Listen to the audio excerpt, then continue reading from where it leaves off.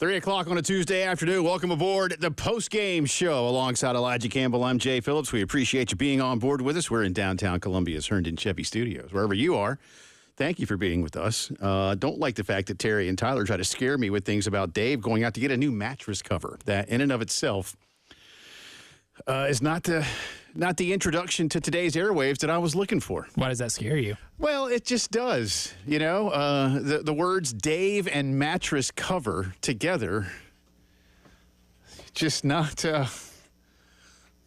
what I'm here for, man. How you doing? I'm fantastic. You look great. Why, thank you. I feel great. Good. Look great, feel great. It's a nice day out. It's warming up. This is why people live in the South in January. Because it's like 60 degrees. Right now, I've got 59 degrees, my man. 59 degrees. What is it in Rochester right now? Not 59 degrees, I'm sure. Or like Mankato, where I've actually been. Interesting. Have some distant cousins in Mankato, Minnesota. No relation to former Houston Rockets center Kelvin Cato, right? Not that I know of. Orlando Magic. Mostly Orlando Magic, yeah. Is that a basketball team, I think? Or is that their soccer team? They play basketball occasionally. Well, good luck with that. Like once every 2 decades. What's up with Jimmy Butler? I know it's not really a local story that we want to start off with, but I'm hearing a lot of things, and some of it is that Pat Riley is still running the Heat like maybe Adolph Rupp ran the Kentucky basketball program when he played for him back in the day. Or I think it's more like local a-hole is still an a-hole. Yeah. Because guess how Jimmy Butler got out of Philadelphia? Didn't get along with his teammates. Guess what happened in Minnesota? Yeah. He didn't get along with his teammates. Guess what happened to him and Tom Thibodeau in Chicago? They didn't get along. Ultimately, when you have breaks and you have to like go from job to job and there's always something happening, at what point is the problem you? Yeah. And in Miami, it's Jimmy Butler. I think the problem sometimes, too, honestly, is that the people closest to the problem don't tell the problem he's the problem. Like, no, they're the problem. Yeah. I'm Jimmy Butler. Yeah. And I love how, he basically tried to, like, emasculate like Karl Anthony Towns and the entire Minnesota Timberwolves team, Andrew Wiggins and all of them, and called them losers and all this stuff when, you know what, buddy? Like, Karl Anthony Towns is doing pretty good without you right now. Andrew Wiggins won an NBA title before you did, pal. Yeah. Interesting. Well, we'll see. Good luck to him. I guess it's about time for people like me to begin to pay a little bit more attention to the NBA because I see how standings are shaping up. Yeah. Yeah. So I usually do that. When's the All-Star game? That is in like 3 weeks, mid-February. Because I've seen some names coming out for dunk contests and three-point contests, and I'm like, oh, I guess the All-Star game is coming soon. When you start hearing names for the first time in your life, that's when you know the dunk contest is coming around. So there's that. We have a lot to get to coming up at the top of the 4 o'clock hour. Brand new athletics director Jeremiah Donati will be joining us here in studio. We got a lot to get to with him. We'll be talking coaching contracts, extensions, and really, it's not so much like, hey, why'd you do that? That's not what we mean when we say we're going to talk about those things, but it's the financial aspect of all of this. Where is South Carolina's athletic department financially right now? How does he feel about that? Obviously, you feel good. And look, both of the balls got rolling before Jeremiah came on board when it comes to extending Dawn Staley and Shane Beamer. And both of those coaches made note of that when they were thanking everybody involved for getting these things across the finish line. So, but it is Jeremiah's job officially now. So, job one, done. And you have the money to do it. And clearly, as much as all of us as sports fans want to talk about what happens on the field, on the court, et cetera, we remain in, for now, uncharted territory when it comes to a lot of things going on financially in college athletics. And that's going to remain the case, I believe, for quite some time. And by that, I mean at least the next couple of years, if only because even if the House settlement gets enacted for the coming school year, and by all accounts it's going to take something major and, dare I say, unexpected at this point for it to not. I've read enough about it because I read about it almost every day, it feels like. Probably not literally every day, but pretty close. And there's a lot of prominent attorneys or other observers that have said, hey, listen, some of these things are still ripe for a lawsuit. For instance, and I was just talking to David Cloninger about this, actually. The NCAA, many of you may not know this part of it. The NCAA is going to begin. They've already named Deloitte, like the auditing firm, just the financial services firm, to be like the clearinghouse, I guess, the arbiter of fair market value for NIL deals above $600. In other words, if one of your student athletes goes out and gets a $50,000 deal for, a car, you have to send it past somebody's desk, and they have to go, well, that should be a $40,000 deal. That's not really a $50,000 deal.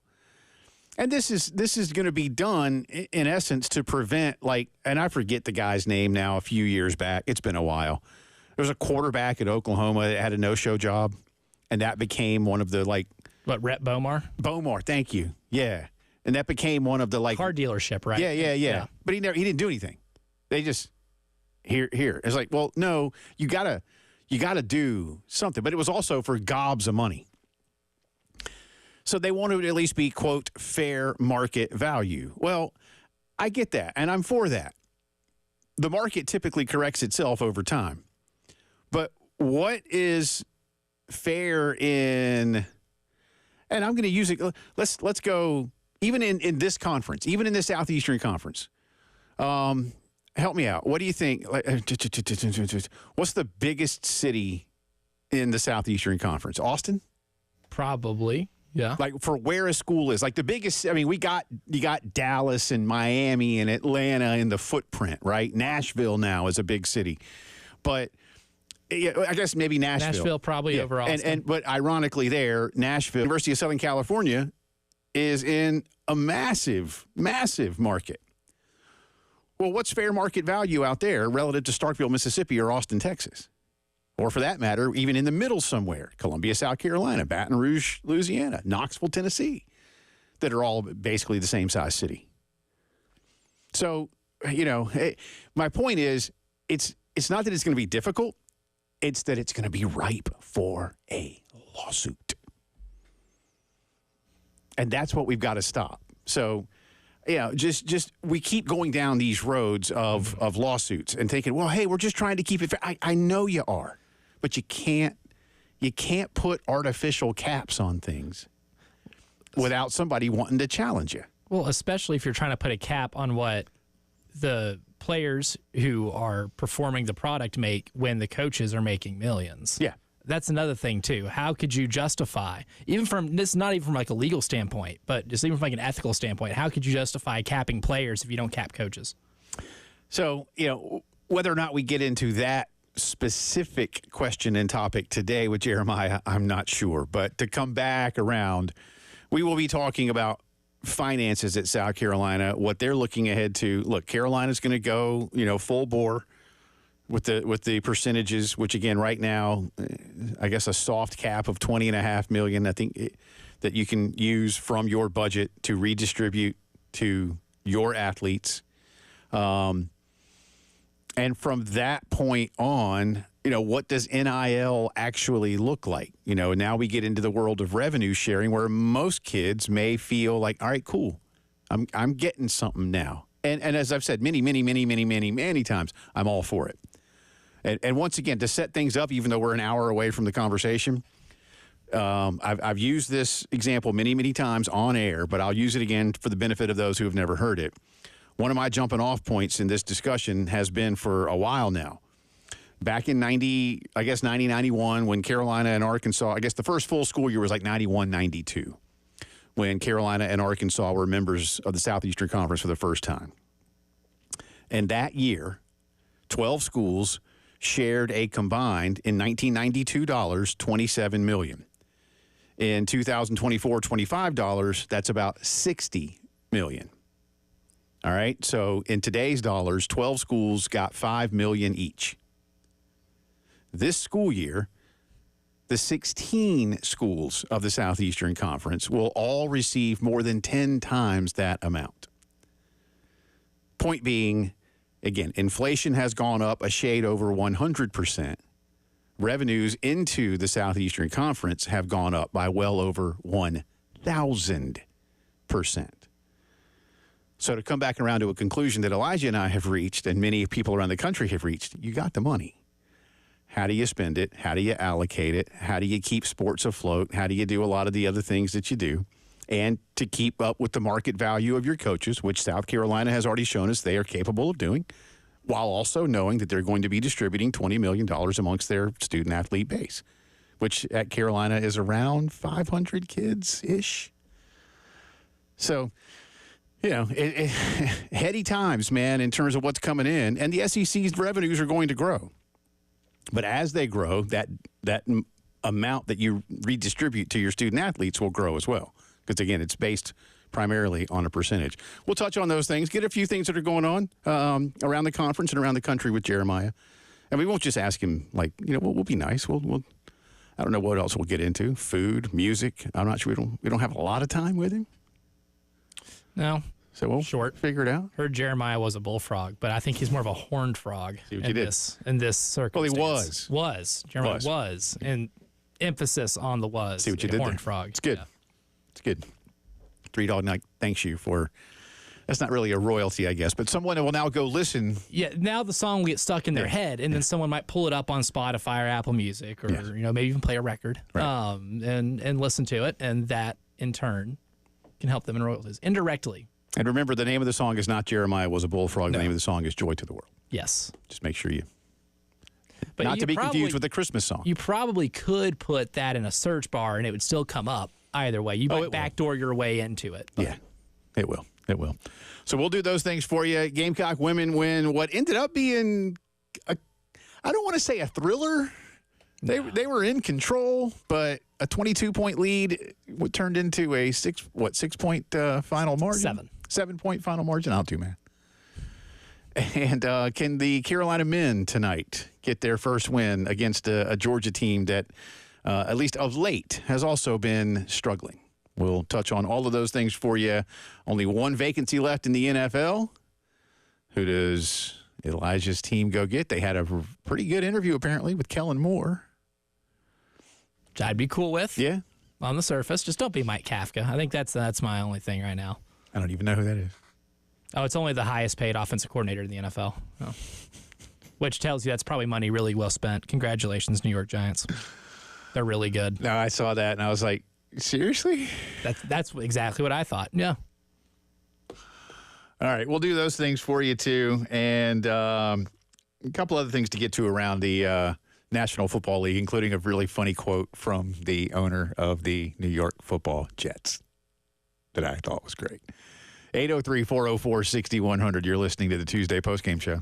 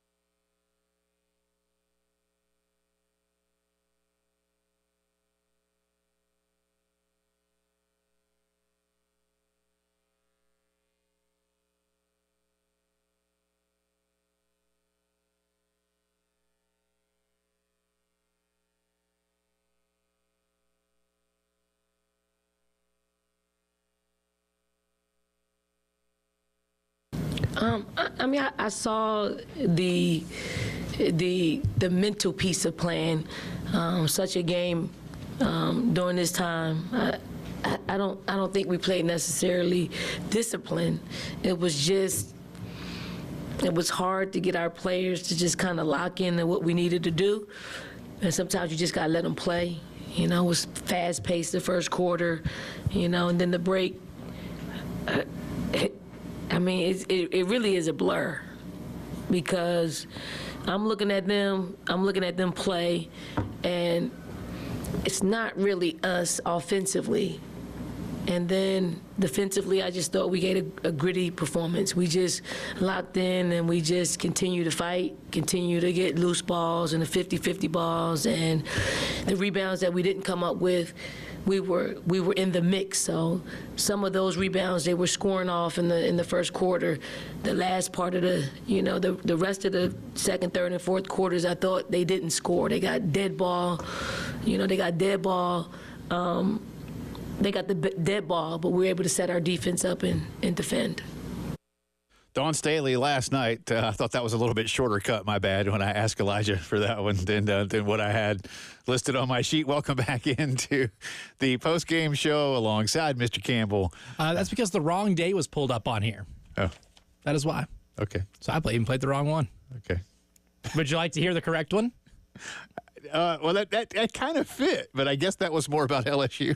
It was, but it actually got a bit. You know what? You wouldn't have known the difference. That's the thing. The funniest part. You wouldn't have known the difference. It fit the narrative of what happened last night with rebounding and a few things. I was sitting there looking at the box score, going, "Yeah, that makes checks, yeah. checks." But no, that was from the LSU game. Okay. Yeah, the wrong page was up here. That's cool. No, we'll come back around to it in just a second. We had to backdoor our way into playing a cut. That was wonderful. Yeah. Well, you know what? Sure. Let's let give me. This is Dawn Staley on last night's game, which Carolina won by 7 at Thompson Bowling. Bad shots, bad decisions. Can be our nemesis at times. It was today. Fatigue, that's part of it as well. Their pressure. It's a combination of things. I thought Tennessee's pressure was excellent, and now we can kind of say welcome back in as we discuss last night's game. Carolina, number 2 in the country, over number 18, Tennessee, 70-63, the final score.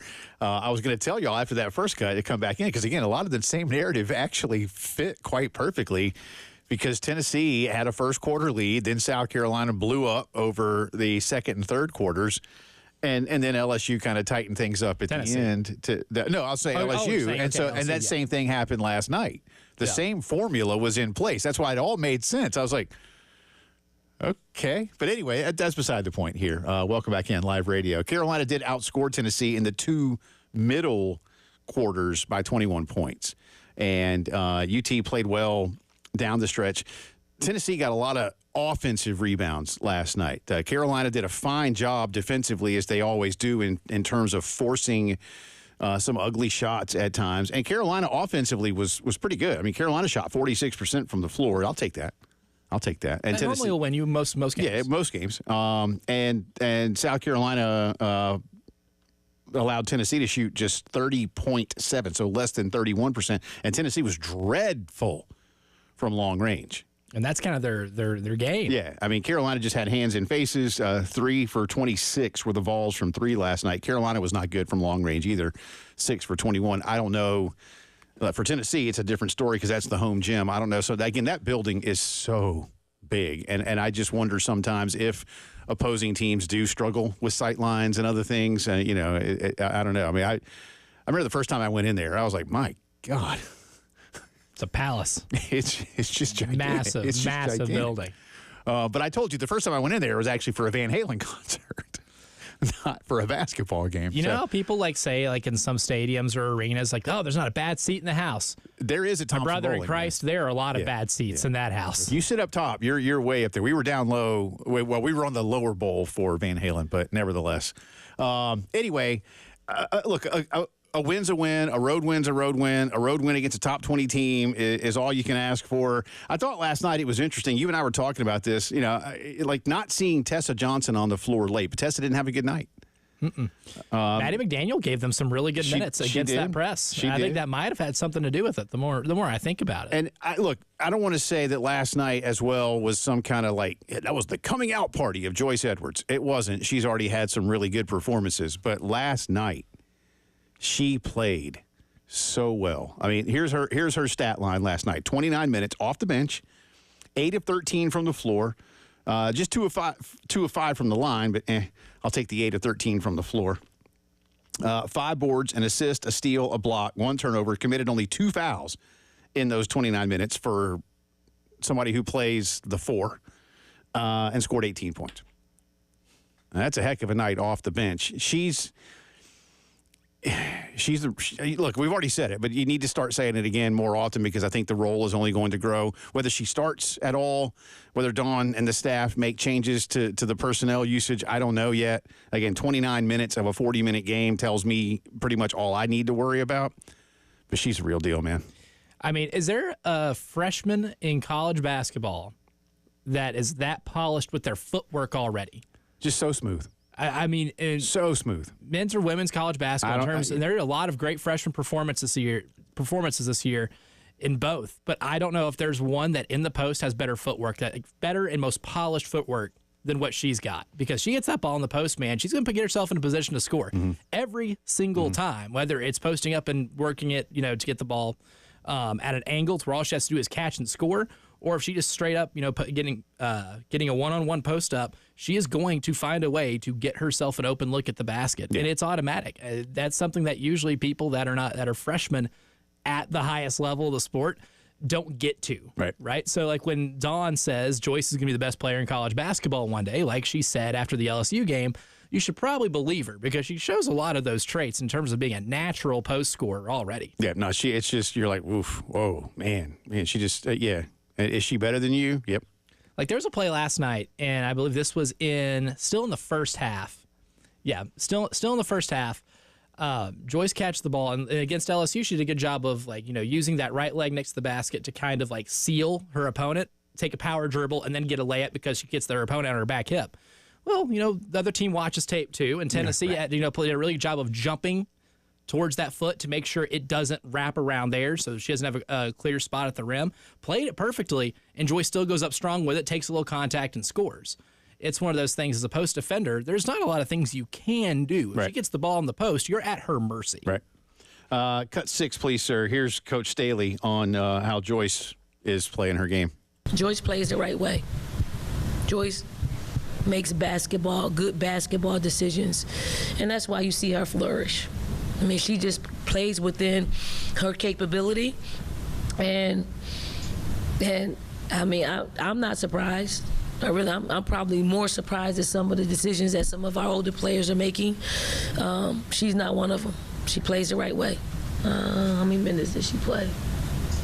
Yeah, 29. Probably need to play 5 or 6 more. And that's where I was kind of leading. That's what I alluded to a second ago there. You have to think at some point, because again, her control on both ends, Elijah, young players might often, with how Carolina players are asked to defend, you might see a young player just find themselves in the wrong spot, make a silly foul, make a desperation foul. Like a lot of, her control on both ends, her awareness on both ends is special. 29 minutes. There aren't a lot of Dawn Staley players that play that kind of minutes because they don't need to. Mm-hmm. And I wonder sometimes if Dawn and the staff are like you just heard it in Dawn's ear. How many minutes she play? Dang, 29. They trust her. Yeah. They She's trust out her there, at man. any point in the game. She's out there. Speaks volumes. Just on, that might be the most impressive stat, is that a freshman on a team like this with this much national championship talent and experience is getting those type of minutes in a ranked road matchup. Yeah. Carolina does not have a Thursday game this week. They have a Sunday. Yeah, they play Auburn next, a matinee this weekend at CLA. All right, we'll get into a little bit of the EBPI discussion of tonight's game in Athens. Can Carolina stop the slide in conference play at Georgia? We'll discuss when the postgame show returns.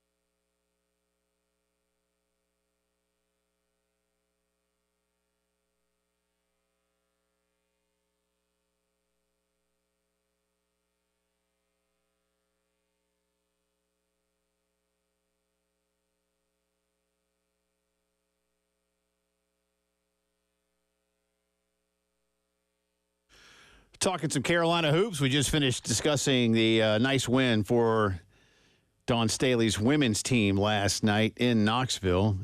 His score, I don't know if the score is completely indicative of the game, but it's close. I mean, again, Carolina was up 22 points going into the fourth quarter. Got a little sloppy with the ball in the fourth quarter. Yeah. I think anytime you do that against a team that wants to, push the tempo like that, Right. they'll make you pay for it. Right. And again, Joyce Edwards with a big night. She, by the way, I believe, is that just now? Yeah, Joyce Edwards this morning was named once again the Freshman of the Week in the Southeastern Conference. I think we can go ahead and slide her in for Freshman of the Year. I think so. In the conference. I think if she doesn't, then I would like to see names on ballots. Tonight, Lamont Paris's team heads to Athens and Stegman Coliseum to take on Georgia. Gamecocks obviously have lost 7 in a row, all of them in conference play. Georgia, after a nice start, 2-1 under Coach White in the SEC, has now lost 4 straight games, and kind of like Carolina, they've kind of been hit and miss in those losses. Tennessee and Florida beat them pretty badly. Close games with Arkansas and Auburn. Carolina went to overtime with State, had a 1-point loss to Florida, got beat by 20 somehow against a not very good Oklahoma team. Played Vandy and Auburn tough. Elijah Campbell, Carolina still goes in as, I would say, a pretty big underdog at minus 7.5 in this one. Money line is Carolina plus 270 or Georgia minus 340, whichever way you want to look at it. So decided underdogs from a betting perspective. But what about from a basketball perspective? Yeah, I think that tracks. I'd give Georgia a 63% chance of winning this game. And one of the biggest reasons why I don't love South Carolina's matchup in this is that the Gamecocks are one of the 7 worst teams in college basketball in terms of getting their shot blocked. Like, their offensive block percentage is ridiculous, and Georgia has one of the 15 best block percentages in the country. They're actually 14th, so they block almost 15% of their shots, opponents' shots.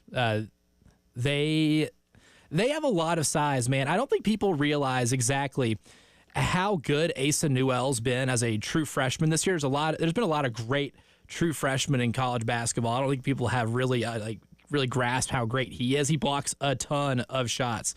Former Clemson Tigers, R.J. Godfrey at 6'8" is a great leaper, also an incredible shot blocker. He's, getting about 3 blocks per 100 possessions, and Newell's getting about 4.2. I don't love South Carolina's ability to score in the paint against their paint defense. And that's the one thing this Georgia team does really well, is that they're still a top 20 defense in college basketball nationally. And that's slowed down a little bit once you get into SEC play and you play significantly better offenses. But from a matchup standpoint, Georgia has length and size and at a defensive rim protection. That's honestly one of the better ones in the SEC. Again, it's dropped off a little bit since conference play began, but I just don't know the way South Carolina's played offensively the last few games, where they still can't buy a basket at times. I mean, they just got off a performance where they were 0.84 points per possession at home against a defense that ranks a lot lower than what Georgia does. Right. I think the combination of being at home, having a louder crowd, and having to make shots from the outside on the road, which is it's not something this team's really shown they could do this year, doesn't make me feel extra confident. Yeah, the Stegman environment is not always one that is the most hostile. I suppose it might depend on exactly if Sundiata Gaines is walking through that door. Yeah, no Anthony Edwards, no Dominique Wilkins. They ain't walking through that door. And again, Georgia right now, I think, is also questioning itself a little bit. And Florida beat the heck out of them the other day. Florida really made Georgia fall into the trap Florida makes a lot of people fall into, and that's that they get out in transition so damn fast that if you don't get on your horse from one end of the floor to the other, they will beat you like a drum. And directly comparing, and I know you love to dig into the film, and directly comparing these two schools' performances against the Gators, does that give you and then subsequently others a bigger reason to think tonight's the night that Carolina ends the skid? I think tonight's the night that Carolina can get a little more creative with pressuring Georgia, because Georgia's a lot like them. Like, Georgia doesn't have really a true number one in terms of a point guard and someone who facilitates very well. Florida pressed them too. Florida hadn't pressed anybody hardly any all year, and they do it in the last 12 minutes against South Carolina and erase a large deficit and win the game. They pressed Georgia from the tip and beat them by like 40. And because Georgia couldn't get the ball past half court. They did the exact same thing. So Georgia and South Carolina kind of mirror each other in style of play, or at least in roster construct.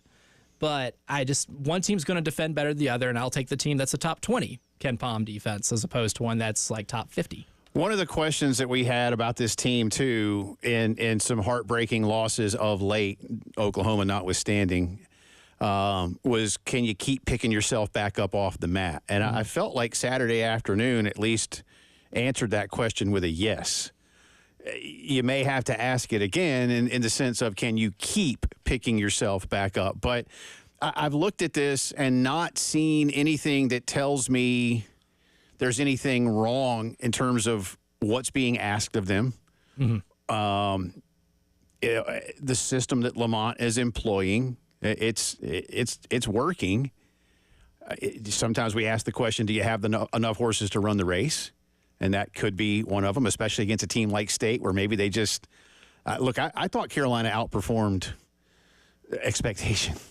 And I hate to say that when you lose. Defensively. But considering how you had played in Starkville, which, again, it might have been an outlier, but, you do have – I think it does beg the question, how are you from a between-the-ears standpoint? When you and then now to go hit the road, maybe the road will be good for them. I don't know. Not that home has been bad, but sometimes just, hey – change of scenery. Yeah, just something. Could help. Maybe. I don't know. It's been an odd for a 7-game losing streak where you pushed the best team in the conference to the brink.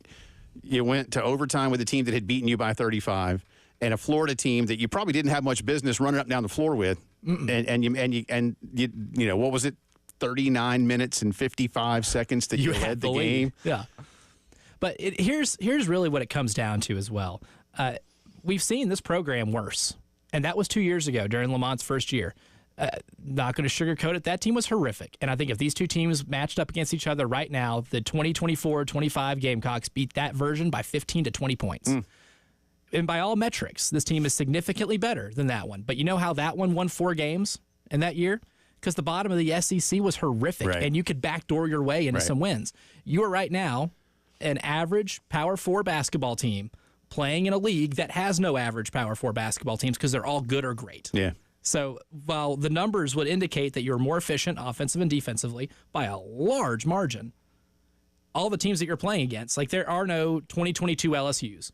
They ain't walking through that door. Right. Kermit Davis ain't coaching Ole Miss. No. Sorry to throw shade on a coach that I used to cover. No, I know you did, yeah. But that was a really bad Ole Miss team. Yeah. There were teams that were a whole lot worse, and the bottom of the league just doesn't look like that anymore. Yeah. Like this is one of the best leagues statistically in the history of this great sport, and you are just an average Power 4 team competing with. I'll just say again, that doesn't have those. Mike just don't exist. Mike Slive is smiling down from on high, going, "This is what I was talking about. This was it. Y'all made it work. Well done." Smiling in the sky somewhere, watching this league play basketball. When you take basketball almost as seriously as you take football, good things can happen. He was right. He was. I mean, you look up and down this league, man, you tell me one team that's bad. Like this Georgia team's a top 20 defense in America and a top 80 offense. This is a team that I think would finish towards the top end of the ACC. We'll come again tonight. We'll have that for you at 6:30, 7 o'clock tip with Derek and Judge Casey Manning on the call. All right. Our special guest has arrived early, which means, he's going to regret that. Yeah, that might have been a mistake. Yeah, well, we'll find out. The new athletics director, Jeremiah Donati, is in the house, and we will speak with him for a little bit here when the post-game show returns.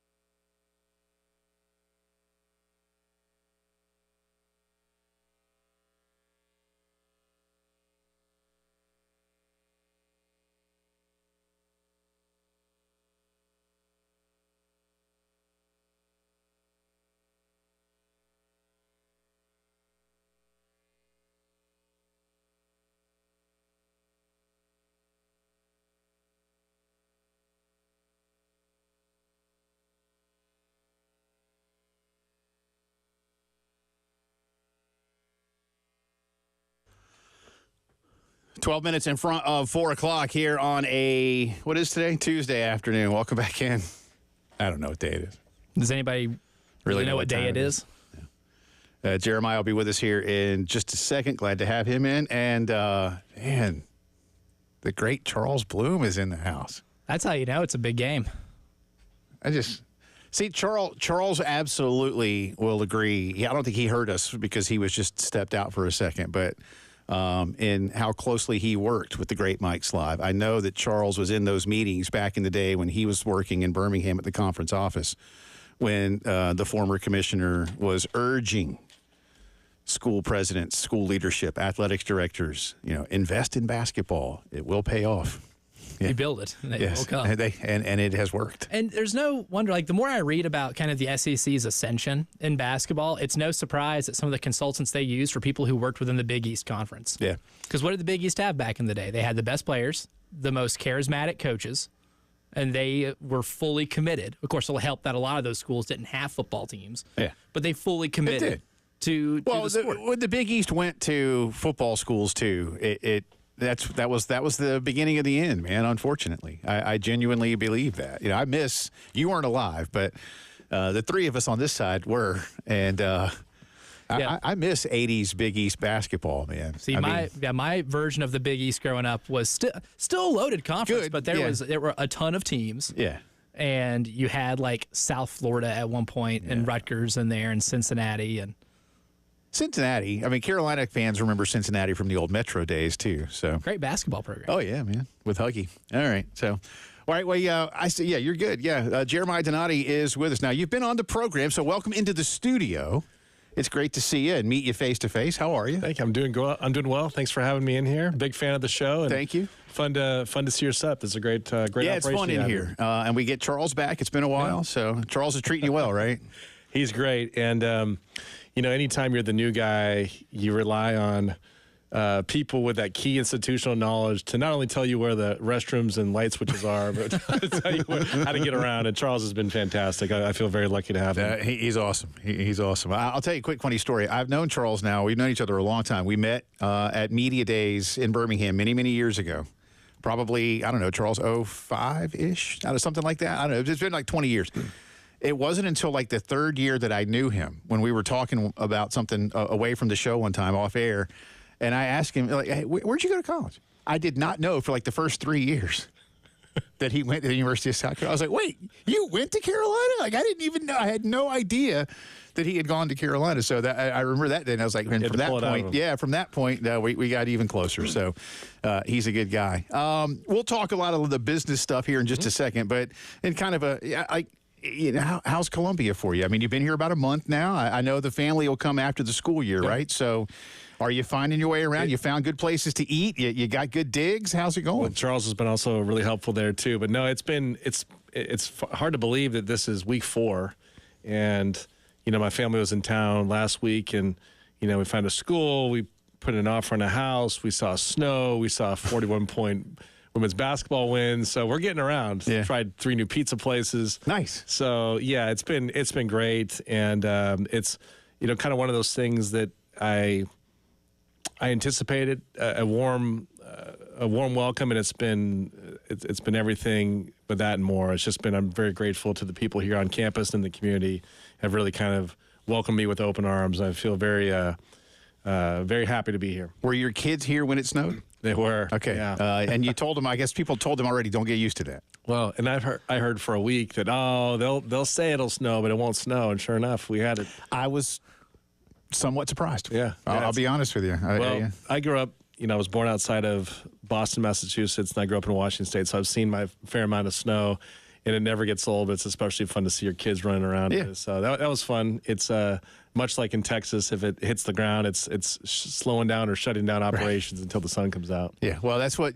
So you probably know then from Massachusetts days, or either people that are from up that way, and they come, you're like, this is so funny to me that you guys can't do it. I'm like, no, we can't do it. We don't.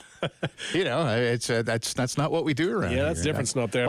Like here now, this is why people come south, because it's 60 degrees in the last week of January. Well, what happens up there is you'll get to April and it'll feel like spring, and you'll get one of these nor'easters. Yeah. And you'll get 4 feet of snow. and it's Now wait till your first demoralizing. baseball game in April here when we might push 90. Okay. Yeah. So then you'll be like, oh, okay, but you're used to that. Yep. Yeah, Very similar. Without the wind that you guys have in Texas. Well, that's good. And good pizza. That's good. That's always important.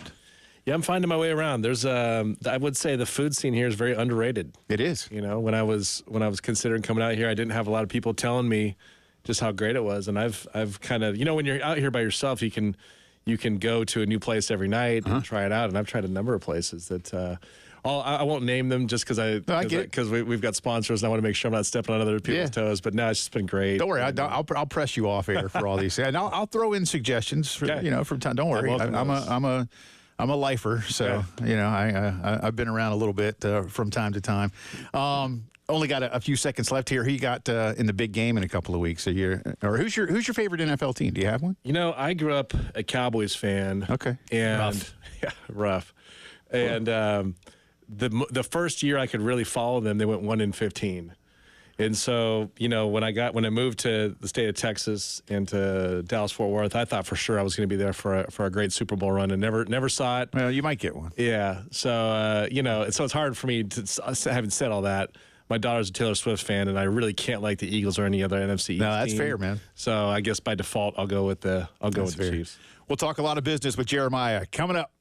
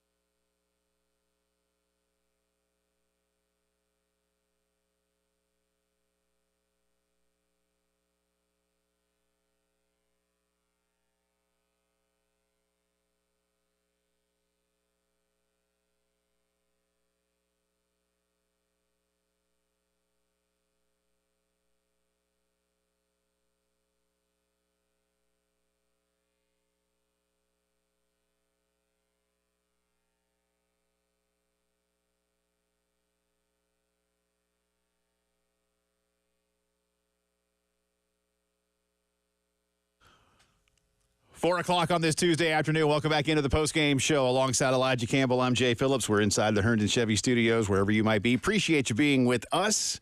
Got a lot to get to here over the next half hours. We've welcomed in the new athletics director at the University of South Carolina. He is Jeremiah Donati, accompanied by the great Charles Bloom here today as well. So we've discussed a few things about you're getting everything family-wise ready to go. So now it's business-wise, and you jumped right into the fire with the extensions and raises for Dawn Staley and Shane Beamer. I know a lot of that work was being done while you were being hired, maybe even a little bit ahead of that. But take us from your perspective on getting both of those deals over the finish line. Well, I certainly had the ability to say no. Right. Right. But Coach Tanner did a nice job working through those contracts in the fall.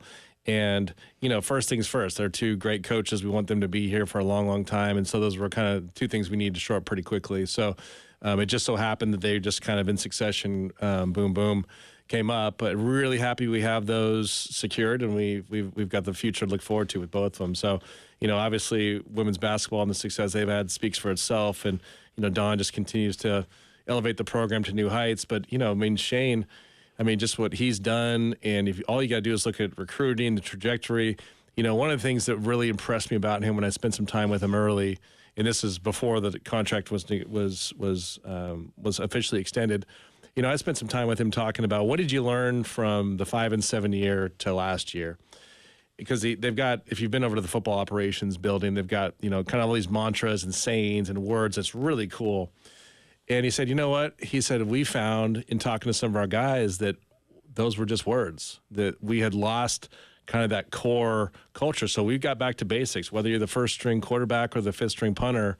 We don't have five punters, but we wanted to make sure that you understood what it meant to be part of the Gamecock football program. So I was really impressed with how they kind of started over, if you will. And I think we saw it last year. There was obviously great team chemistry. And so that told me that this is the right guy for the job, or reaffirmed that rather. Right. And so I was really excited. That was my first kind of real up close and person impression of Shane. How much did you, not that it influenced your decision on whether or not to come to Columbia, but again, both of those negotiating processes were in the works.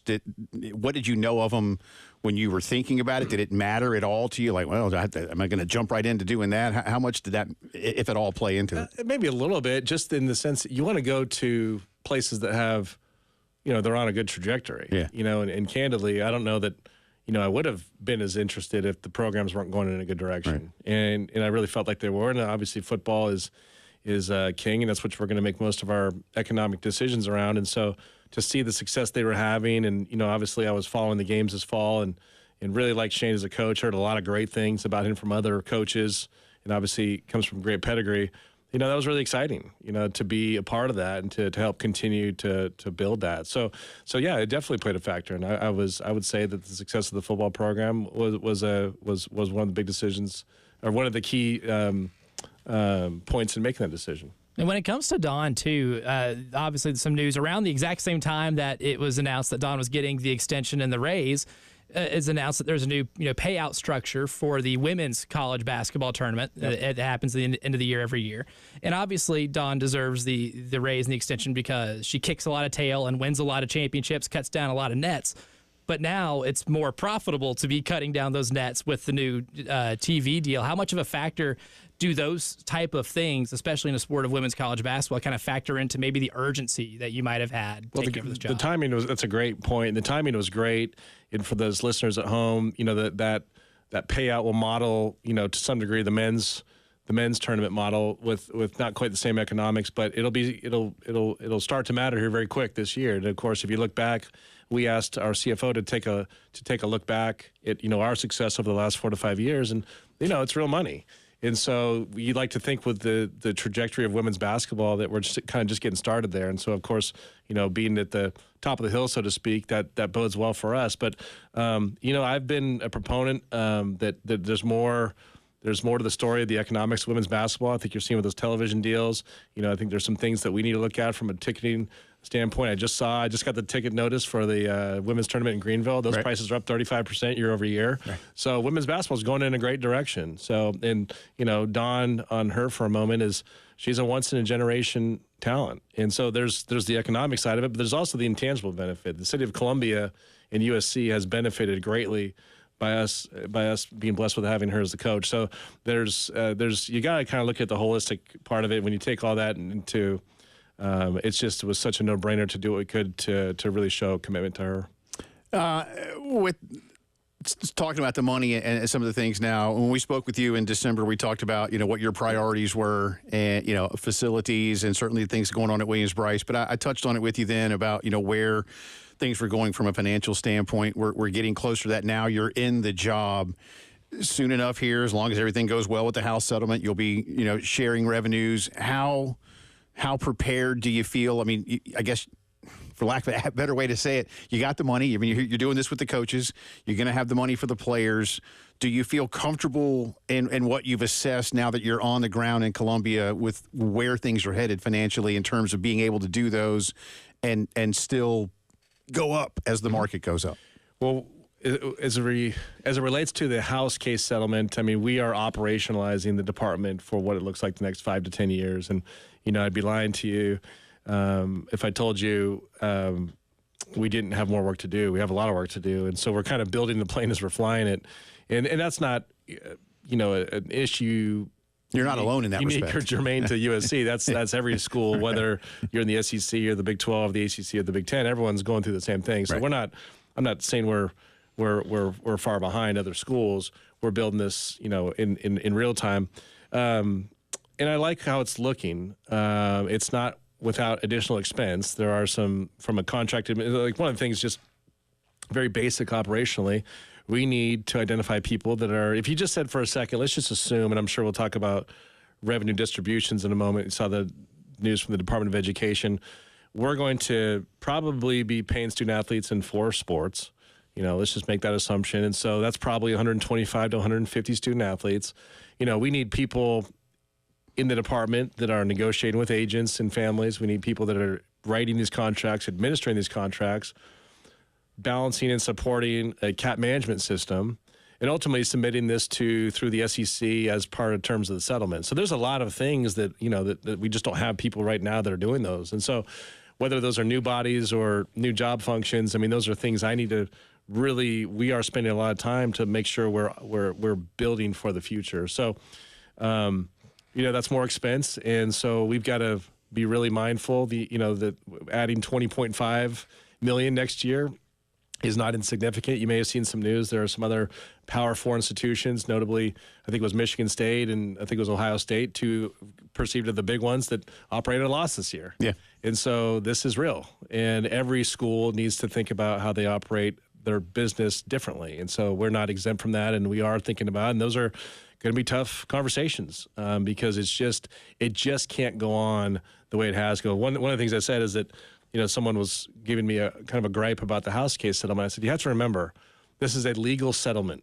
This was the alternative to going out of business. Right. So this was not like we didn't sit down and design this, beautiful plan. This is not how any of us would have liked to set this up.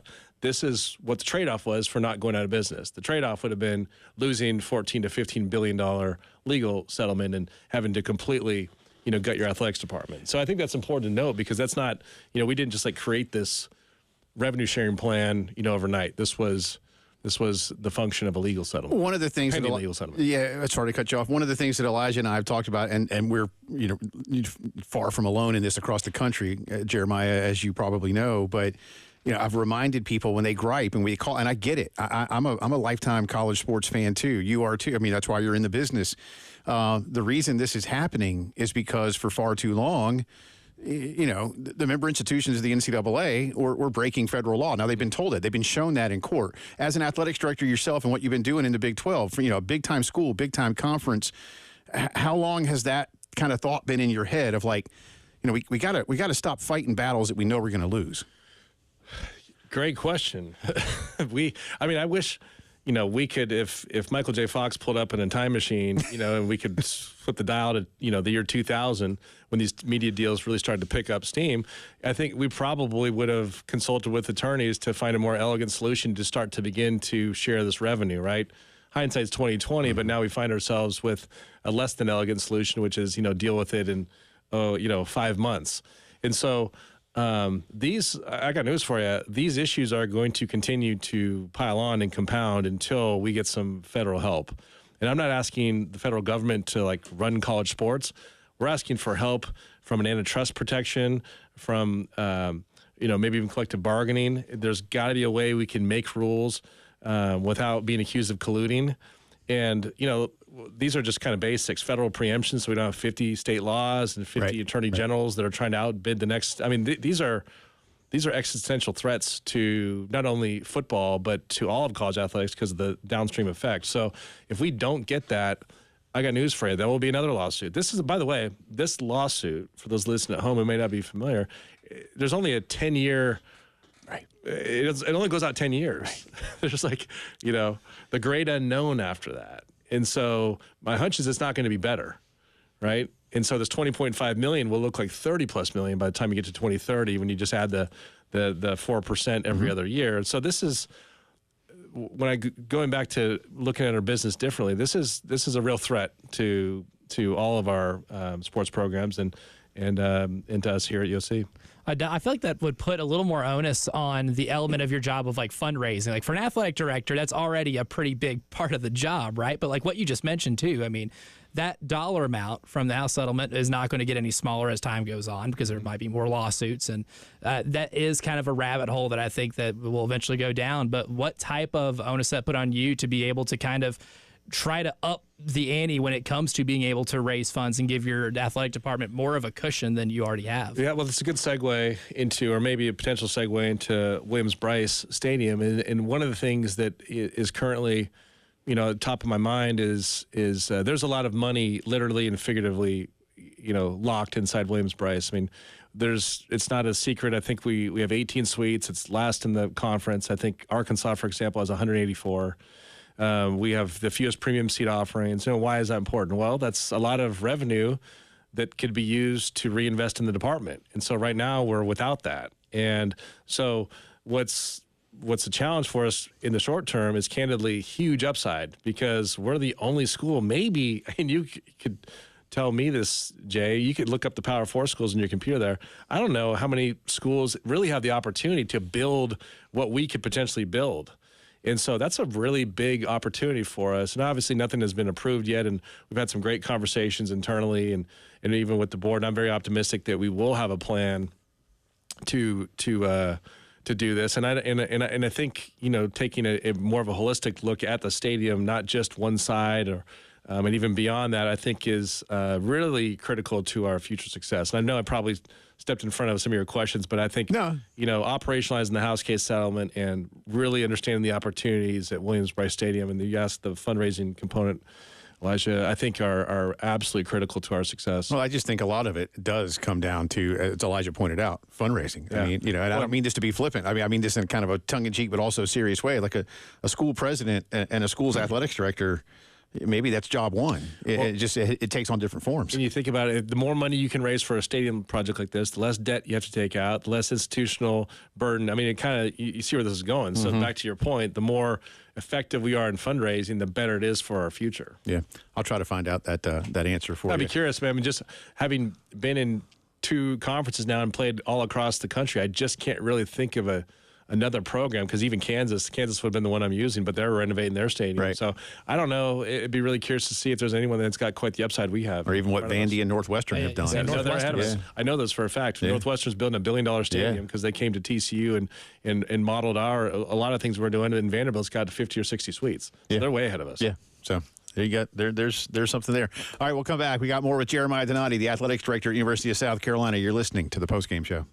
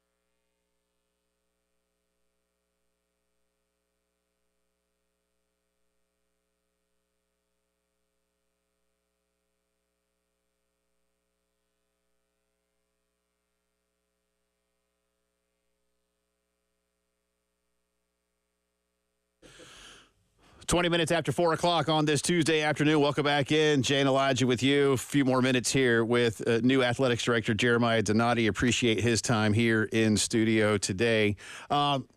We just talked a lot for those of you just tuning in, and we'll have all this up for you on the podcast page in just a little bit and revisit some of this in the 5 o'clock hour, too, once Jeremiah and Charles have gone on to more important work. Once you scare them off. That's right. But we talked about a lot of finances in that first segment, and just one more on that, and that's where revenue sharing now kind of butts into, for lack of a better term, name, image, likeness. And we know that name, image, likeness isn't going to go away. Players can still go out and sign a deal with a restaurant, a car dealer, whatever. Obviously, there are some limitations there, and that may still happen. But with revenue sharing in the major sports, a lot of the need for that may go away. How do you look at name, image, likeness itself, Jeremiah, moving forward?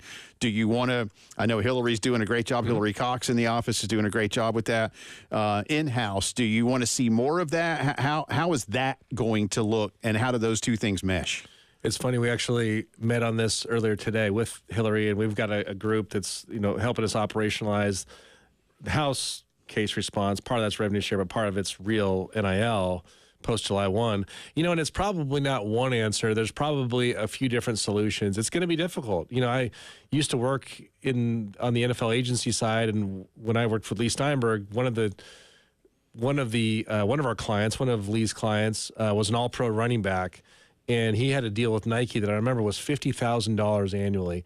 And this particular running back had to do all these things for the. Now, granted, this is 14 years ago, but It's not. And so I use that as context to say that if these deals are truly fair market value, the numbers we're seeing right now won't survive. They won't survive scrutiny, because that deal required this guy to fly all over the country for real commercials and that type of thing. And it was $50,000. Right. So, we're talking about, linebackers and running backs that are getting $600,000-$800,000 deals. And if you want to burn up some of your revenue share inside the cap for that, that's the institutional's decision. But to find an $800,000 real NIL deal that passes scrutiny, I'm telling you, they're very, very, very few and far between. Other than a Heisman Trophy caliber player, they just don't exist, and they certainly don't exist for offensive linemen or that type of thing. So that'll be some kind of hard industry set, assuming the letter of the law comes that the settlement's written on, assuming those things do become enforceable. Right.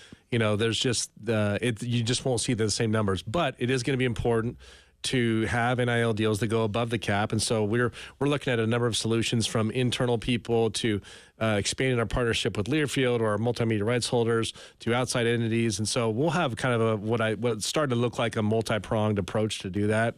And we'll have to turn up the heat on those people to make sure that they're delivering those. And good news, I guess. You got a Heisman caliber candidate on campus. I just saw the odds. There was someone that posted on X that you may have seen those. The early preseason odds had him. I think he was fourth. I think Lenore's I've seen him top 10 wherever I've looked. I've seen him top 10 regardless. Yeah. Well, I think that's pretty darn legit. I'm not throwing any shade at our friends in Austin, but one of the people in front of him hasn't taken near as many snaps. I know. Yeah. We're a lot of name recognition. Name recognition, but no, we're obviously excited about Lenoris and what he brings back. And I think if he has a season like he did last year, I think it wouldn't be unforeseeable to see him in New York. That would be pretty cool. Lace is a finalist. Yeah. It's must watch TV. But take me back to my youth. I had the great fortune of being there a couple of years ago with Max Duggan. Yeah. And that was one of the coolest things.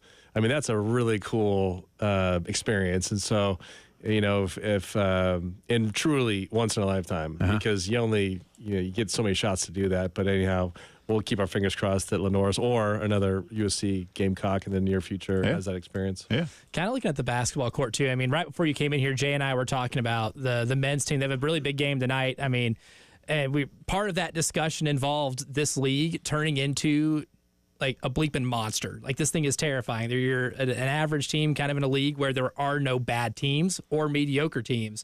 The SEC's kind of grown in men's basketball to a level that, as someone who has followed this league my entire life, it has never been. It has never been this, right? So with the modern, college basketball the way it is, what's kind of the thing that we can maybe do to improve the men's basketball program to be able to keep up with the way a lot of these other schools, like your Missouris and LSU's, even Texas's, that are able to fund their basketball programs and get them to where they have created this league to be the monster it is. Well, what's old is new for me. I came from the top basketball conference. I think like 12 years running, the Big 12 was considered the top basketball conference. And then the year I leave, I think the SEC is taking over. You can't escape it. Taking that throne. So I'm very used to that because we used to say this. So it's you. That's good. All right, we used to say this when I was at TCU. There are no easy wins. I mean, every single game, and we're seeing that this year in the SEC, is just a dogfight. And it's really been a tale of two seasons for the men's and women's program. We were talking off air about the Clemson game, and just, seemingly things were going in a great direction, had some injuries, and we just have not had any luck since then. But I'll tell you, I think Lamont can really coach, and I think that his brand of basketball, even with some of the injuries, we've seen us, really give some of the best teams in the country everything they can handle, and probably should have won those games. And so that's encouraging if you're a Gamecock fan, I feel like we do have a coach who can coach. Do we have a talent gap? I mean, that's something that he and I are really going to have to talk about. I mean, I think we've got some good players. I think we clearly probably didn't have the depth that we need to compete night in and night out, and that's a little evident that we're seeing that in real time. So, it's not. The question came up. It's not a matter of if Lamont's coming back. It's how can we better support him?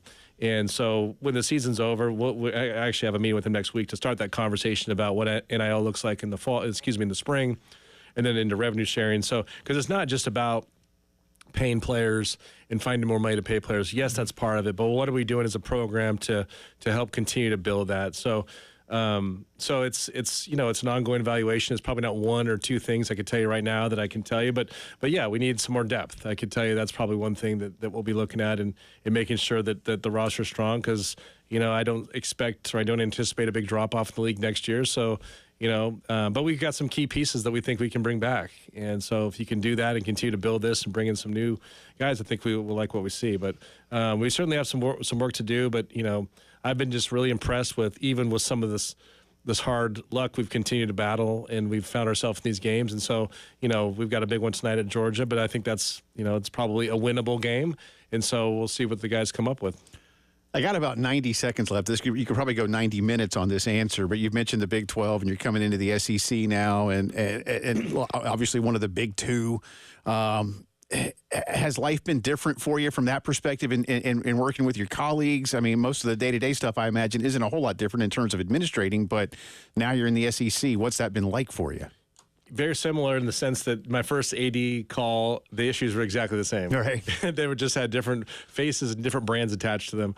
The biggest difference, I'd say, is probably the personality of the commissioners, both of whom I'm big fans of, but they're very different. And I'm saying that kind of jokingly, I'm smiling at you. But, the issues are the same at the Power 4 level. They come in different shapes and sizes, but the same things we were talking about in the Big 12 athletic director's room, we're talking about here. Mm-hmm. And so, we're all kind of, that's the good news, I think, about all this, is that there's not, we're all kind of in this together. We're all trying to figure this out together. And one thing that gives me hope, back to the kind of where we started with the House case, is that, previously the NCAA made rules and we had to follow them.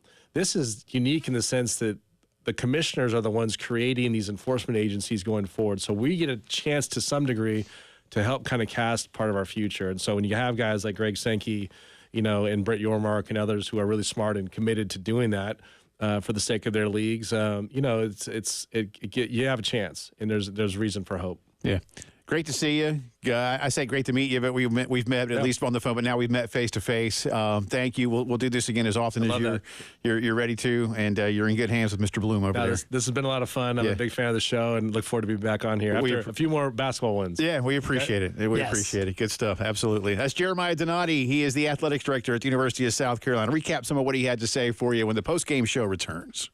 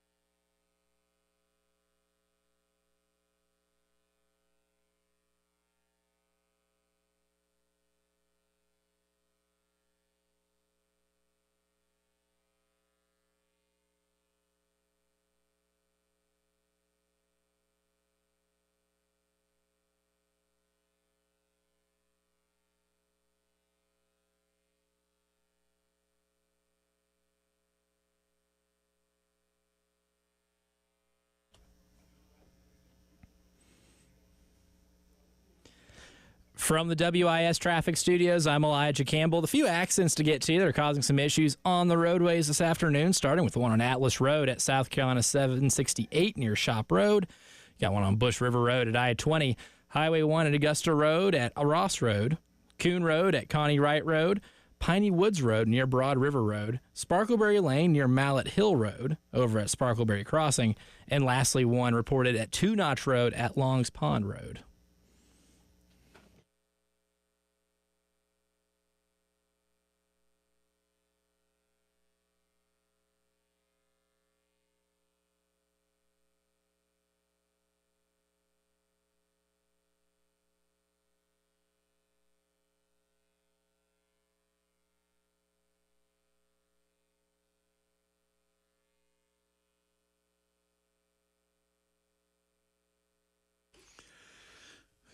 Just wrapped up our first in-studio conversation with the athletics director at the University of South Carolina, Jeremiah Donati. Appreciate his time today. Got a little extra time there. They came in a little early, so that was nice. Got a little get to know you and what's going on. And you didn't scare him. No, I tried to be as nice as possible. Don't worry, the fright comes later once you actually get to know me. You start scooting closer to him as he's in the studio. Well, that was the original plan, and I was like, no, we're not doing that. For the camera configuration, yeah. So we're not doing that. Sorry. It would have been a bit much. You guys would have been really. It would have been a tight. It'd have been a tight one shot there, and we don't need that. It would have been a really tight shot. Which, I mean, we could have gotten all of us in it, but that's at the same time. I don't think you guys know each other well enough to know what Cologne wears, and vice versa. Fair, yeah. Maybe that's not a need to know kind of thing, my man. No, unless it's that potent and that good. Yeah, no. It's like, all right, give me a recommendation. I don't think it was. I don't think that's how that would have gone down. But not glad to have him in. And for those of you who missed it, we're going to revisit some of what he had to say, especially around the coaching contracts of Shane Beamer and Dawn Staley and a couple of other things around revenue share and NIL. He did make mention, if you're wondering, that the plan for now is that they will be sharing the bulk of the revenue with 4 teams on campus. Going to go out on a limb, Elijah Campbell. And Quidditch is one of them. That would be cool. And say that'll be football, the basketball teams, and the baseball team. But there will be more, I think, involved at some point. And as I think that everybody gets comfortable with this, and again, what can you do to supplement it? I thought you asked a really good question about the fundraising aspect, and this does get us into some things. And we talked with him off air. I was taking him back, 17 years ago-ish, when Eric Hyman had finally kind of gotten into town for a couple of years and really began to look at the revenue stream, or honestly, if I may, lack thereof, at Williams-Brice especially. Mm-hmm. And I remember back then, even not long before this station came on air, I remember Mike Morgan, Michael Haney, and I getting into this as that YES program and those studies were kind of in their infancy on campus. And I remember that was the first time I had taken a hard look at what Carolina was generating from a Gamecock club perspective. Relative, and I chose for obvious reasons, but to what Florida and Georgia were doing. I did not look at what Tennessee was doing. But I was blown away because I had not never done that research before. And long story short, back then, I think the average price to sit, for those of you who know, like at Williams-Brice, let's just say sections 4, 5, and 6, all right? The west lower, good between the 40s. At Florida, again, 15 years ago-ish, 18 years ago maybe, it cost like an average of $5,000 in terms of what you needed to pay to the Gator Club, or whatever they called it. I think it's the Gator Club, right? Just to buy a seat there. Whereas there were lots of people, hundreds, if not thousands, but certainly hundreds of people in Columbia that were at like the Century Club level. They were paying $100. Now, what you can afford is what you can afford. But because they had been doing it for so long, Carolina had just never done anything about it. It's kind of grandfathered. Yeah. And it's not to be like, to sound, from a school perspective, we're not trying to be elitist, but we got to compete. Got to make money. And when someone is literally getting 500 times what you are getting for the same level of ticket or product or whatever, and they're in your league, you will lose that battle. It adds up. Yeah. That adds up mightily. And so there had to be changes in terms of what people were going to do. And here we are again with the same thing. And they're not trying to get rid of anybody. They don't want to do any of those kind of things.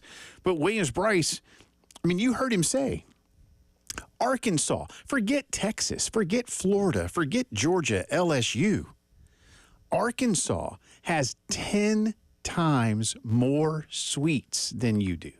10 times. Not 10 more, 10 times more. That's without having to tap into the Walmart well. You're right. Or the Tyson money. It's a lot of chicken nuggets. Yeah.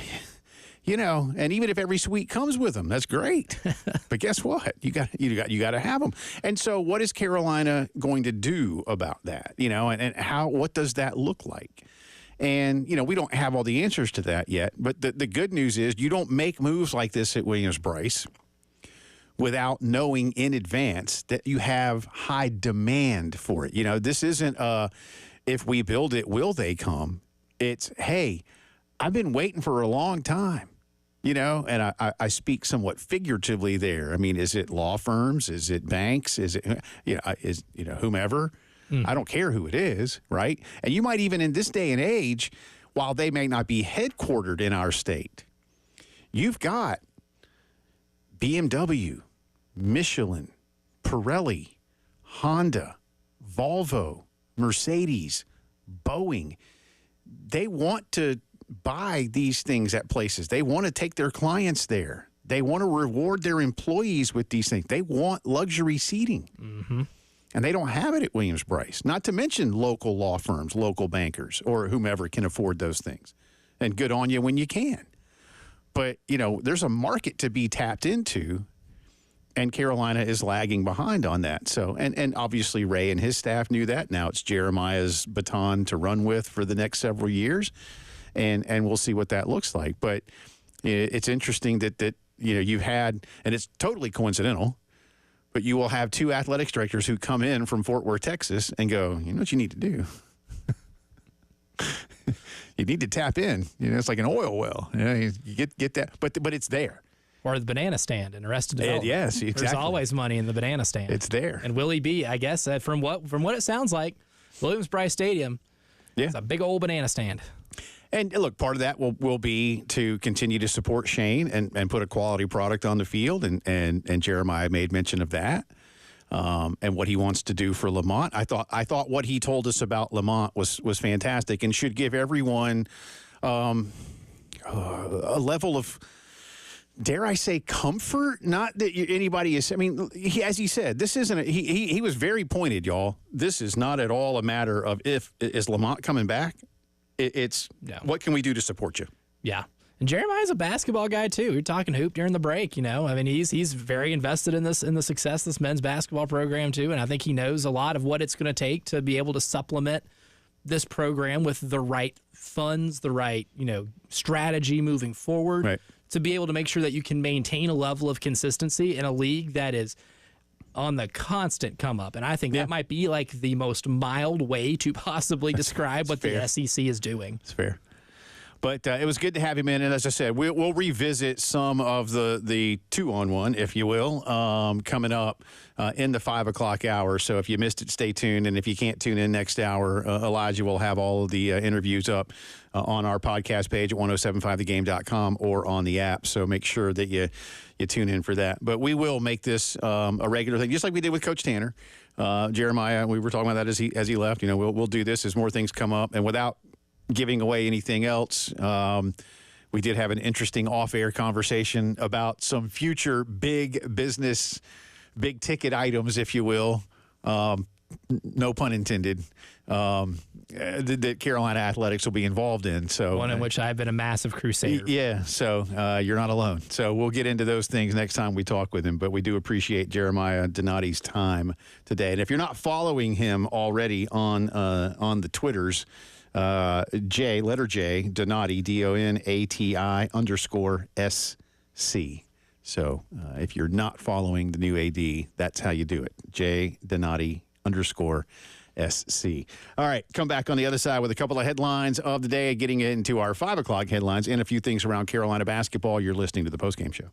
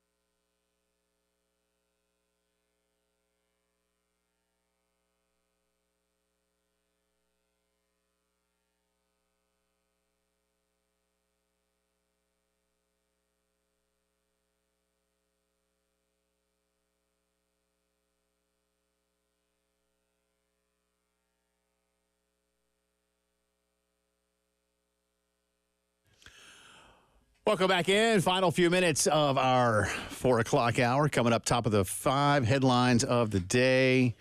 We'll get into more what we talked about with Jeremiah Donati. Drive around the SEC still to come as well. And one final preview from the EBPI on tonight's Carolina-Georgia game. I will say that the earlier prediction machine from the EBPI gave Carolina a far greater opportunity to win tonight's game than did the one on the 4-Letter Network website. Yeah. I guess with my math here, 37% is what I'm giving South Carolina, and ESPN's got them at what? Like 20. Wow. I can see that, and I don't love the matchup in terms of how good Georgia is at blocking 21.6. 21.6.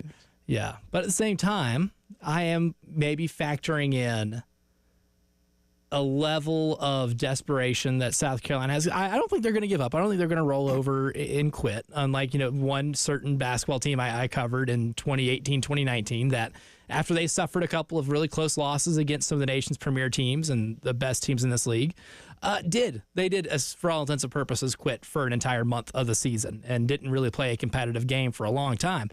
But I think this one, and if there's any proof that you need, it's that this team the other day had 36 points in the first 30 some odd minutes of the basketball game, and that didn't let them stop them from playing tough nosed defense to keep themselves in the game. A lot of teams get discouraged at that point, and the defensive effort kind of wanes because they are going to try to exert so much on offense. But they didn't let them do it, and they came back and took a really good Mississippi State team to overtime. I don't think people realize even how good that state team is this year. That's a legit top 15 team. Right. And I feel like they can play well on the road. I mean, look, Vanderbilt was a kind of a similar matchup to me. Vanderbilt did some things that I didn't think South Carolina handled very well. Like, they forced a lot of turnovers. Guess what South Carolina did in that game? Had a season high in turnovers. 25 times. We might have a season high in block shots. They might have to have a couple basketballs on standby because Asa Newell and RJ Godfrey might pop some air out of it from smacking against the backboard. Georgia does average 5.4 blocks per game to Carolina's 3.1. They also average 8.1 steals, Carolina averaging 5.7. So yeah, and the top 15 in the country in block shot rate. South Carolina bottom 7 in the country in offensive shot block rate. So. But these teams have lost a combined 11 games in a row, so something's going to give. Something's got to give, yeah. That's one thing about Georgia I don't love. They also don't have a great high offensive ceiling. They've been more consistent this year when it comes to maybe not shooting themselves in the foot, which I know is very valuable, but they also, Georgia's 317th in the country in turnover rate. They rebound the ball offensively pretty well, but they give up a lot of rebounds on defense. So Georgia's flawed offensively, and I think that is something that can keep South Carolina in the game, because I'm not going to rule out the possibility that this thing becomes just a defensive slugfest and it's a one-possession game, which is why I wouldn't feel as comfortable dipping Carolina's chances below 30. We'll have the rest of the SEC slate for you coming up in just a little bit. A couple of other good games on the schedule tonight, and again a little bit more breakdown from Elijah on what to look to. Again, we'll have it for you tonight at 6:30 on these very airwaves, at least across most of the state. And again, 7 o'clock tip at Stegman, Carolina and Georgia.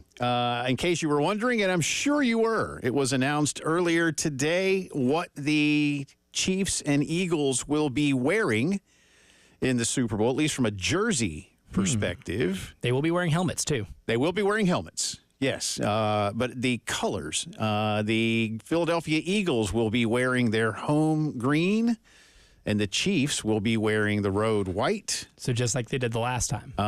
Yeah, and I don't know how to look into this, but I saw a stat this morning that 16 of the last 20 Super Bowl champions were wearing the road whites.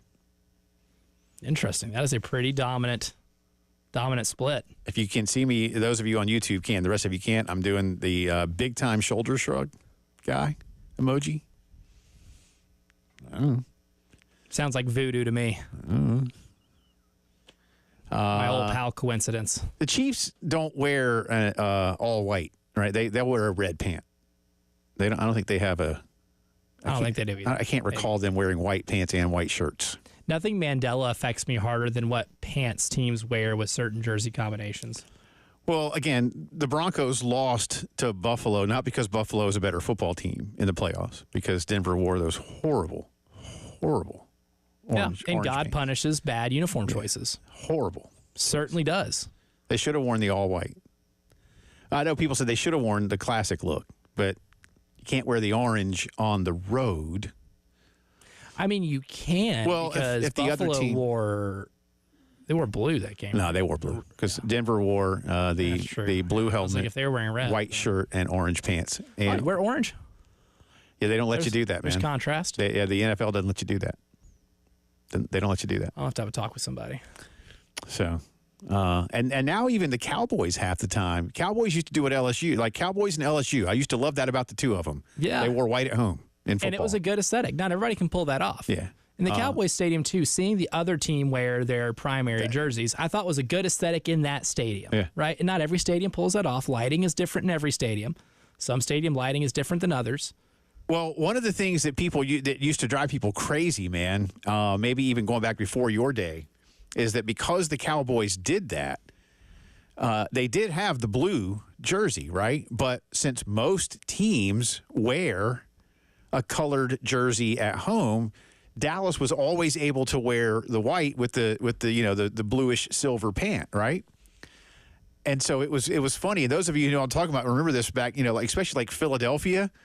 Philadelphia loved to wear white at home against Dallas to force Dallas to wear the blue jerseys. because Dallas hated wearing the blue back then, man. Hated it. That's real gamesmanship. Yeah, it was awesome. I love stuff like that. True gamesmanship, Yeah. yes. It's like, you watch this because home teams get to choose. And so that's I love it. that's how that kind of love worked. So good stuff. Headlines of the day coming up and more from our conversations with AD Jeremiah Donati. Keep it here.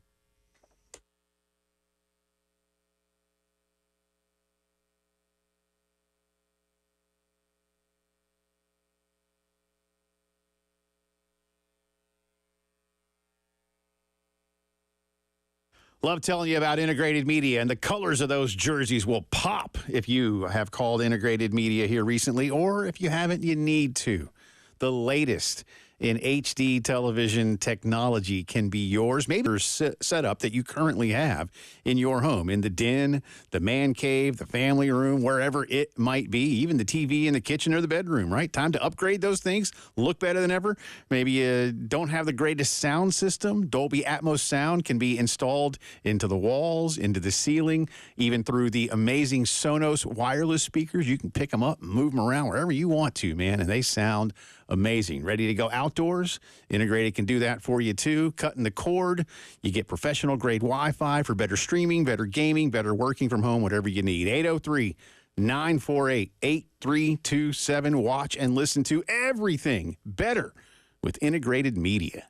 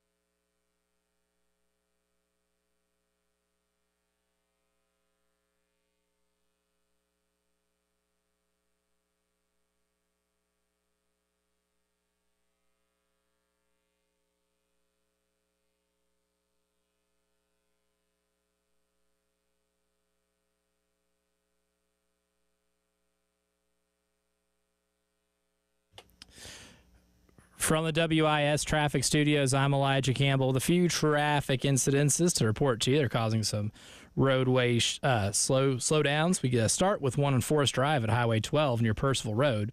Another accident has been reported on Green Springs Drive near Inway Drive. A pair of accidents have been reported on Highway 1 at Augusta Road. One's over at Ross Road, the other being at Brickyard Road and Sparkleberry Lane. Got one on I-20 westbound after the Monticello Road exit 68. One on Piney Woods Road near Broad River Road. And lastly, one on Two Notch Road at Longs Pond Road.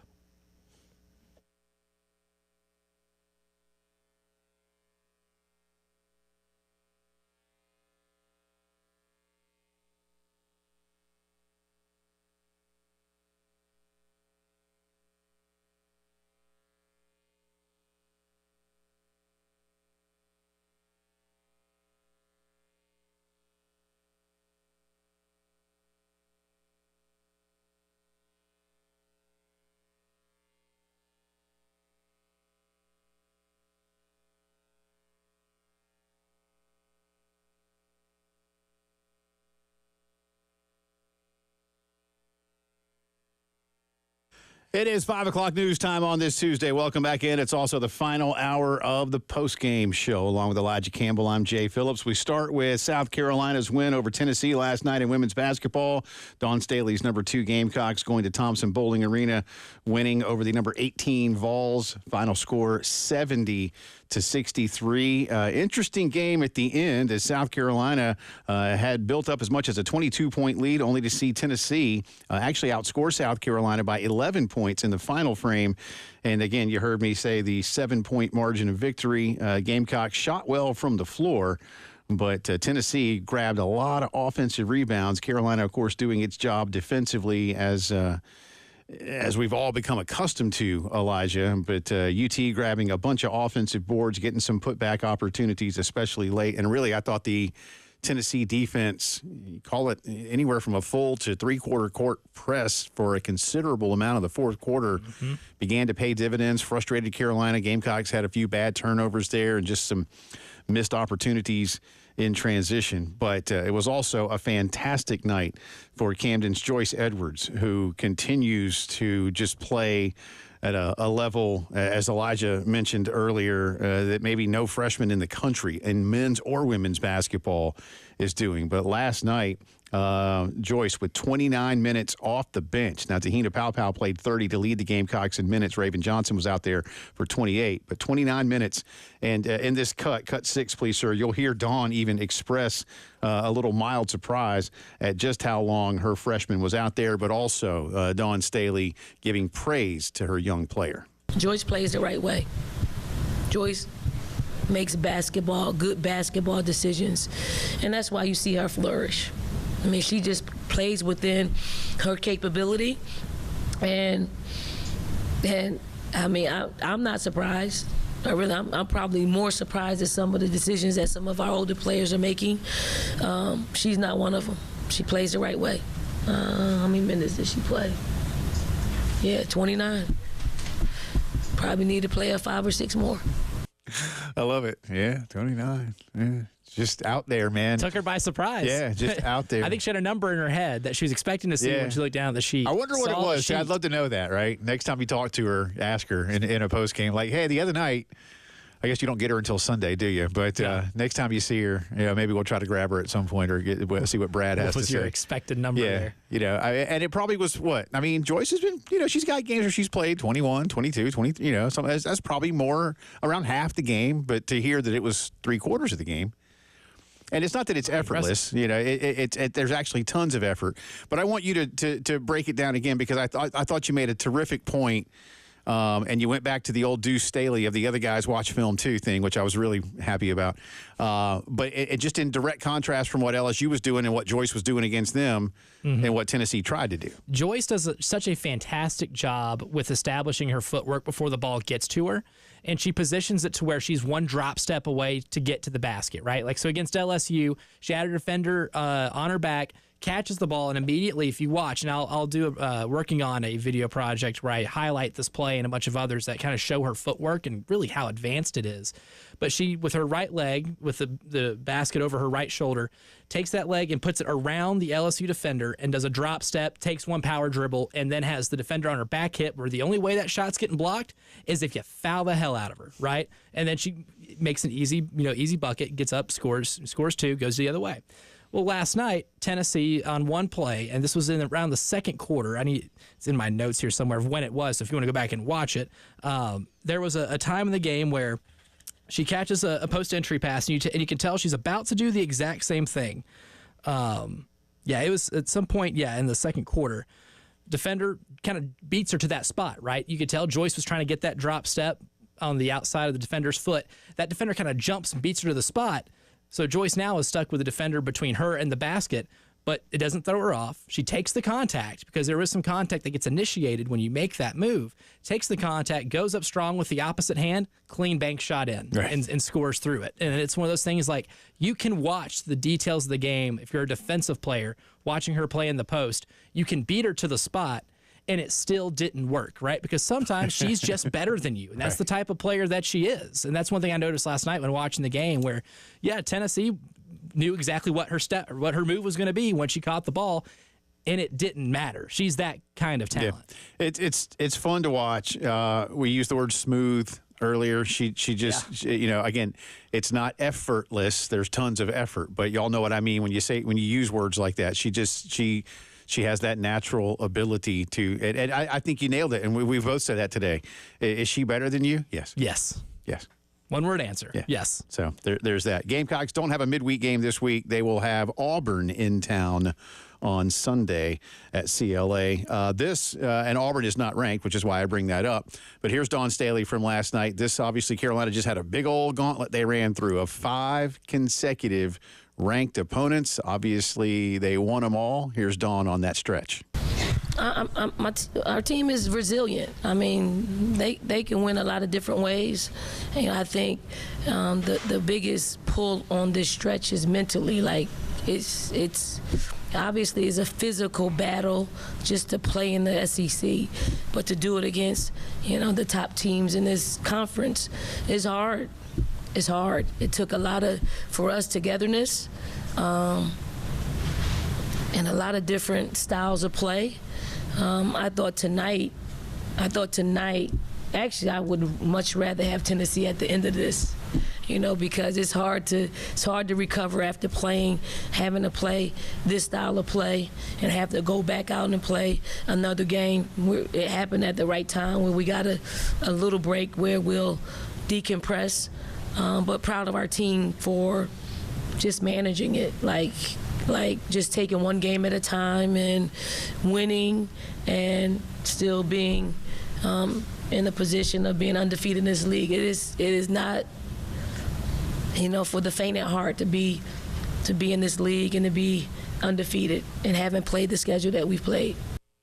Good stuff from Coach Staley. Again, Carolina beats UT last night in Knoxville, 70-63, and they will have Auburn in town coming up this weekend. Continuing our integrated media headlines of the day, we switch to college football, and this is more pertinent. I might not have necessarily put this into the headlines in any regular time, but considering that South Carolina's next football game, even though we're still a little bit of ways away from that, will be against Virginia Tech. And if you didn't see this, late yesterday, Tech hired Arizona Cardinal linebacker Sam Cephas to become their new defensive coordinator. It's a pretty big move, said Brent Pry, their head coach. People across the country couldn't stop praising Sam's knowledge of the game and his abilities as a coach. As I got to know him, I couldn't agree more. I'm thrilled to have Sam join our program. He's worked under some of the best minds in the game. Spent 2 years before moving to Phoenix with the Minnesota Vikings.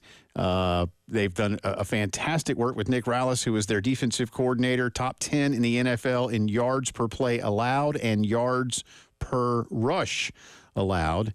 And Brent Pry, who is a defensive-minded guy himself, says this will fit in quite nicely to what they want to do. So, right away you're going to look at a guy who wants to slow down Lenoris Sellers, all right, Rasul Faison, Nazio Bennett, Good first Michael test. Smith, others. So Congrats on the gig, man. Stop this potential Heisman winning quarterback. that's and that First game. By the way, Coach Seifkus also spent some time at Wofford back in the day, How about those Terriers? so knows the area. Fletcher McGee Yeah.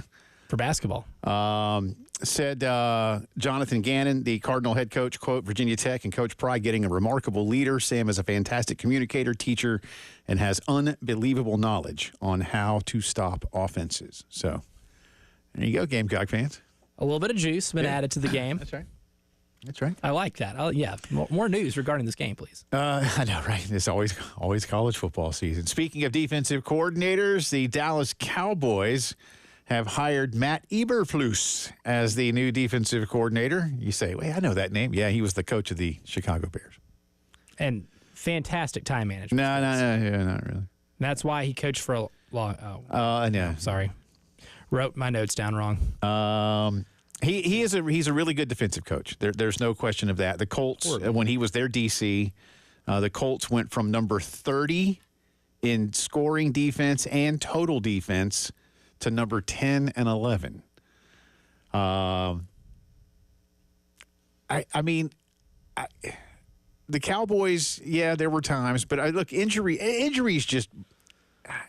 I'm still having a hard time trying to figure out how much of the Cowboy problems are because of Mike McCarthy and his staff, or just how much major injury impacted your team, you know? I don't even think it was that much McCarthy. I mean, an injury to your quarterback before you get to the halfway point of the season kind of will screw some things up. Yeah. And so was a complete dip in defensive production. That defense became Swiss cheese, man. Holes everywhere. I mean, DeMarcus Lawrence, I'm looking here to make sure I was right about this. DeMarcus Lawrence only played 4 games. Micah Parsons missed 4 games, but was not himself upon return after a high ankle sprain. Invisible. Trayvon Diggs was, off the roster at the end of the season. I mean, you've got all pro level dudes who weren't playing, and you don't ever want to use injuries as an excuse, but there are times when it's I don't look at it as an excuse. It's a reason. I mean, when a dude, if you've got 2 dudes and they're 50-50, sure. But if you've got 2 dudes at a position, a starter and a backup, and it's 85-15 in terms of their relative ability, or normal snap count that they get. So I don't know, but we'll see. But good luck. Again, Eberflus is a good coach from a defensive perspective. Yeah. Well, I mean, that's why I like the Bears hiring Dennis Allen as their defensive coordinator. They did that the other day, and this is somebody who unfortunately sat through way too many Dennis Allen head coach games and learned that he does not understand necessarily, I guess, how timeouts work. But at the same time, like when you task him with a defense, guy's awesome. Guy's as good of a defensive coordinator as it gets. I don't think I'll ever watch New Orleans Saints defense be that good again since he's not the coordinator. But not a great head coach. Some guys just aren't great head coaches. No, I think that's true. I think this is the case for Eberflus. I look at Vic Fangio, who coached in Denver. I look at Vance Joseph, who coached in Denver. Back-to-back Denver games, too. And Robert Saleh. Saleh, who's probably getting ready to make a lot of money. For the Niners. He's back. Yeah. Fangio, I remember, and again, take this as you will, but I remember watching Bronco games with a guy like Fangio, and in certain offensive situations, playing not to lose. Mm-hmm. And you can tell, man. You can tell. That kind of happened here in Columbia with a defensive-minded head coach. Dennis Allen did the same You're stuff. playing not to lose. And I get it. Defensive-minded guys, more often than not, are going to be more conservative in those situations, and that's perfectly fine. But you still got to go win some games, and you got to, you can't hamstring guys with, let's just punt, or let's kick a field goal, or I have no idea. Clueless. So, anyway, finally, hey, Jet fans, good news. It's not about Aaron Glenn either. Good news. The problem is now solved. What is the problem? Well, apparently the problem is Woody Johnson, the owner, who says, quote, I have to look in the mirror, and I have to be a better owner. And I'm trying to be better. He said that as they were introducing Aaron Glenn. That's it. It's done. I appreciate the acknowledgement. I mean, what else do you need to say? I got to look. He's going to look in the mirror. And listen, at 77 years old, I'm sure he is open to change. I'm sure he's going to absolutely do the right thing to fire himself. No, he will not. This can't. What could possibly go wrong? This is like 8-year-old Elijah being like, no, I will not take more cookies from that cookie jar, even though you told me not to. And I will get sick by the time it's time to go to bed. Yes. He did say this, too. And here, more good news. Yes, I want Aaron Glenn to coach the team. I want the general manager to manage the assets and the players, and I'll take the owner's position. I don't know what that means. Okay, great. Yeah, way to just name titles. That's great. I don't know what that means. Does that mean you're just going to still sit in your luxury box? Is that the owner's position? I'd be a fan, yeah. I don't want to take this any other direction, so we'll see. But Jet fans, it's all good now, man. Times they are changing. That's our integrated media headlines of the day. 803-948-8327 for all your home theater needs and so much more. Call our good friends at Integrated Media. You'll be glad you did. And we'll be seeing you at Pro Swing real soon, too. Looking forward to the big tournament this weekend, the tournament. All right, we'll come back on the other side. Elijah will carve up some of the sound we've got for you from our visit with Jeremiah Donati, the new Gamecock A.D. You're listening to the Postgame Show.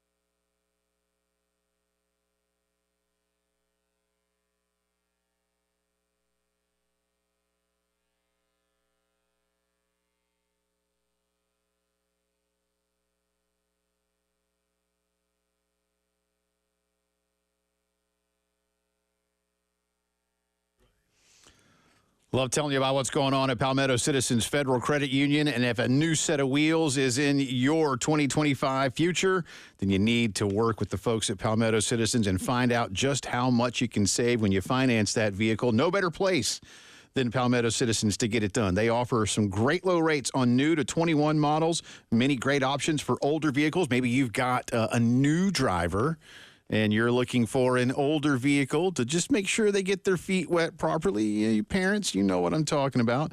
Many plans come with no payments for up to 90 days. Plus, on those newer vehicles, they can finance over 100% of the retail or purchase price and offer additional coverage and insurance that dealerships simply cannot beat. So shop across the Midlands for that next vehicle. Then stop into any of the convenient 14 locations of Palmetto Citizens or log on to palmettocitizens.org to finance it. Join my wife and me as members at Palmetto Citizens Federal Credit Union.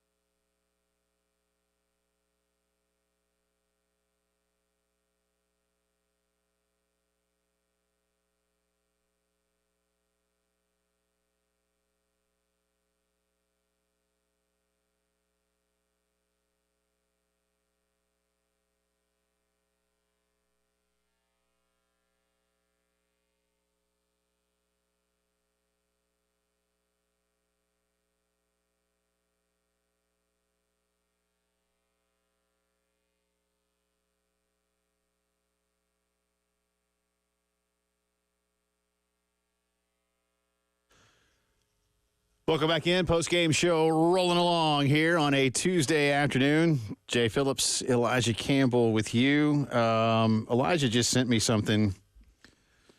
Do we know who this guy is?